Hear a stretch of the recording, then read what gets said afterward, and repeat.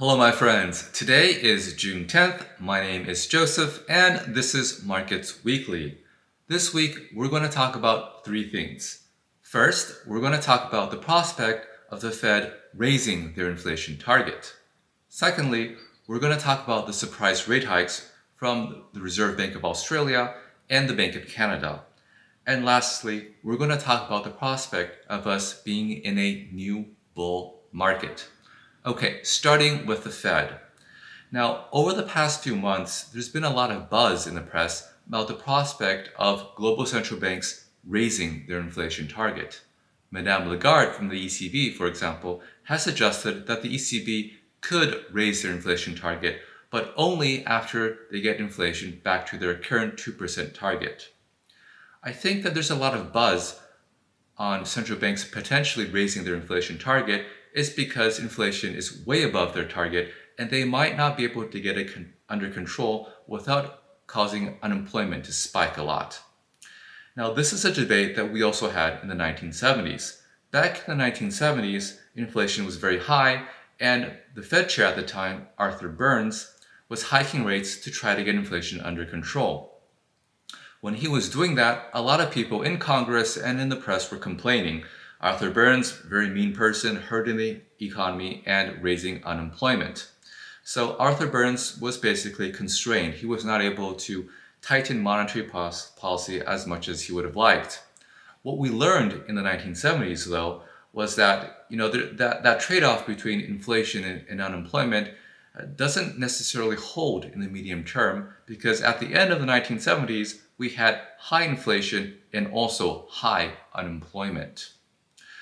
But anyway, people, as we know, don't necessarily learn from history. So we're back to that same debate today again.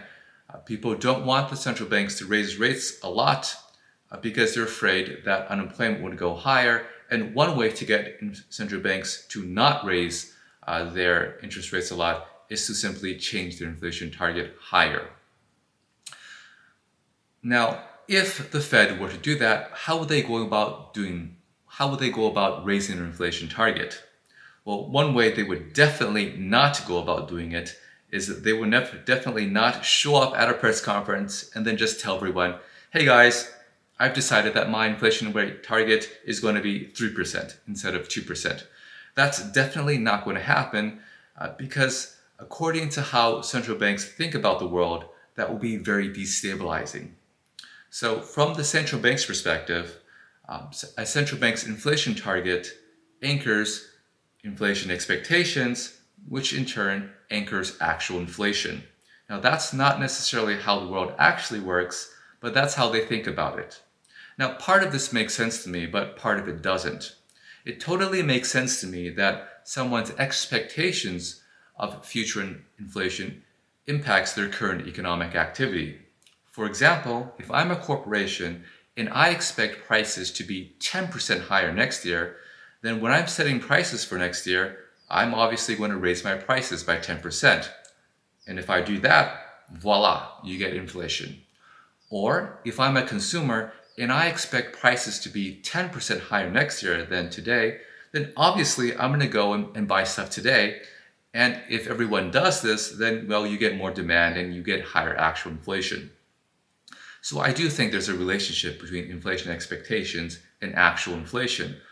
What's not super clear, though, is whether a central bank's inflation target impacts inflation expectations. Honestly, there are surveys that suggest most people have no idea what the Federal Reserve does. And if you look at their recent history, they're not that good at hitting their inflation target anyway. But besides all that, the Fed thinks that their inflation target has a big impact on inflation expectations. So they can't just willy-nilly and raise it suddenly. But a very clever way they could go about doing it is to, instead of announcing a change in their inflation target, announce a shift to an inflation band. And reporting from Pedro da Costa, who is a very good reporter on the Fed, suggests that there are discussions in the Fed suggesting that right now. An inflation band would be, say, instead of the Fed shooting for a 2% inflation target, they shoot for target range of inflation between 1.5 to 2.5%. Now, this is basically the same as raising their inflation target. Now, let me give you an example why. Now, suppose that inflation is 2.5%. If you have a 2% inflation target, well, 2.5% is above 2%. So obviously you have to do something, maybe raise interest rates. But if you have an inflation band that is 1.5 to 2.5%, well, 2.5% falls within that band, so mission accomplished, I don't have to do anything. So in effect, if we transition to an inflation band, that's very much like raising the inflation target, but in a more low-key way. In Pedro's article, he cited that former Vice Chair Clarita thought that this wasn't a good idea worth looking into. And if former Vice Chair Clarita is thinking about this, then you can bet that there are definitely many important people in the Fed that are giving this a serious look. Now, suppose that we have a new inflation band that's 1% to 3%. That may sound like nothing is changing because it's still centered around 2%, but it would, in effect, be raising the Fed's inflation target to 3% by saying that 3% inflation is acceptable. Now, we won't know the results of the Fed's review. No, so the Fed periodically reviews its monetary policy framework. I think the next review is due in a couple years. But if you're thinking that the Fed would update their inflation target, I think this is how they would go about doing it. We'll find out in a couple years. Now let's talk about our second topic, the surprise rate hikes from the Reserve Bank of Australia and the Bank of Canada. Now, just for some context, the RBA and the Bank of Canada, like the Fed, hiked interest rates aggressively beginning last year, but unlike the Fed, they paused for a bit to take a look and to see what impact their rate hikes were having. And they both came to the conclusion that the rate hikes didn't seem to be working as they expected them to, and so they hiked rates again last week.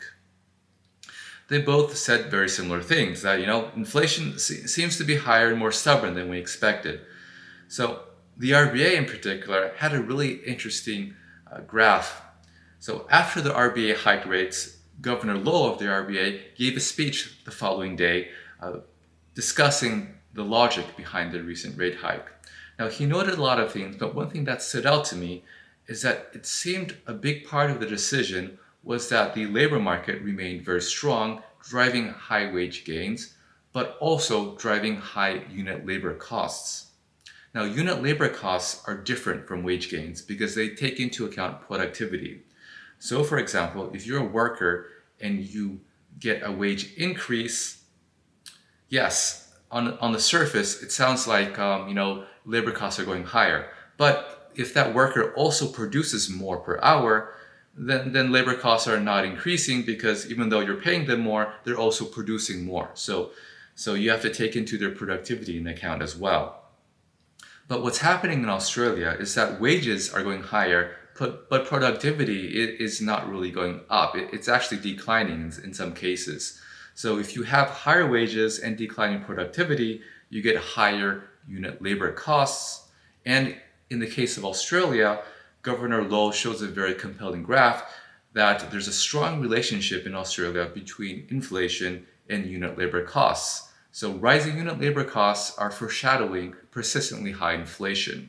And that seems to be a big part in their decision to raise rates again. Their labor market remains very strong.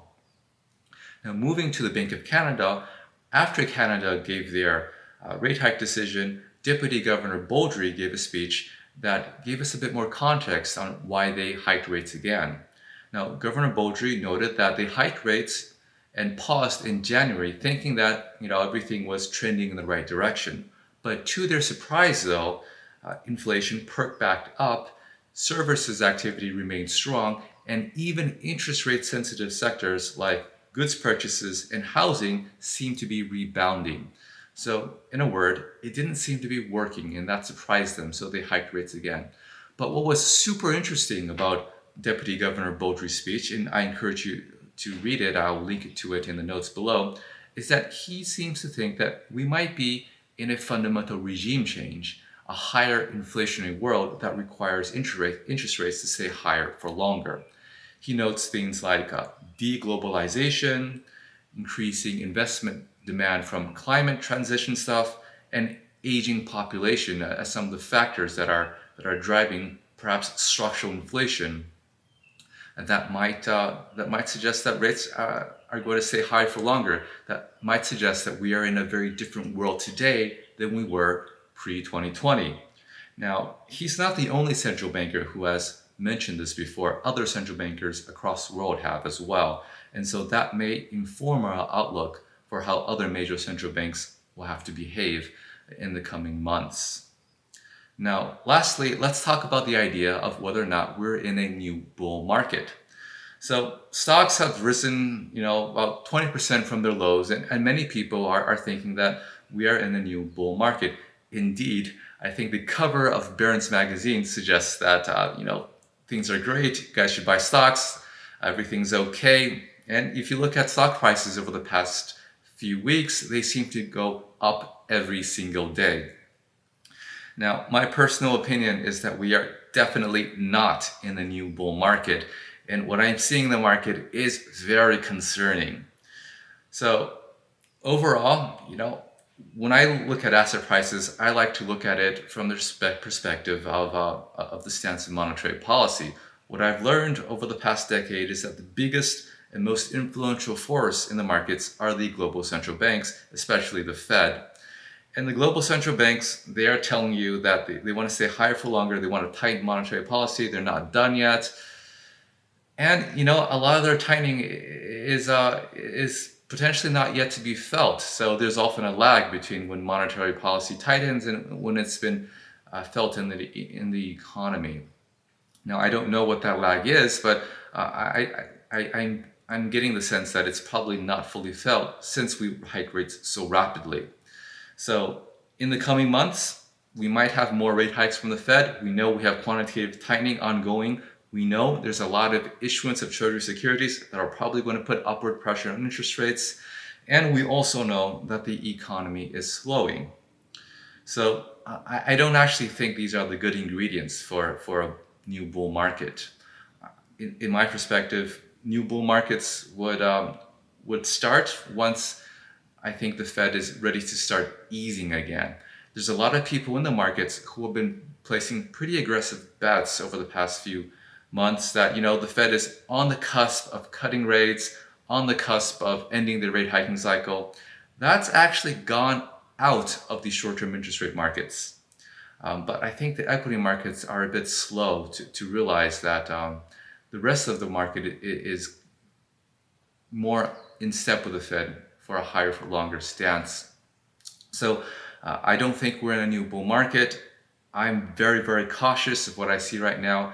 And I suspect, though I don't believe we're in any risk of a crash or anything like that, but I do think that it warrants caution when everyone is thinking that we're in a new bull market, and when stocks only go up, that's a recipe for disaster. Okay, so that's all I've prepared for today. If you like what I'm producing, please remember to like and subscribe. And of course, if you're interested in learning more about the markets, check out my free online courses at centralbanking101.com. And this week is an FOMC week, so I'll be back Wednesday to give you my thoughts on what happened at the Fed meeting. Thanks so much for tuning in. Talk to you guys soon.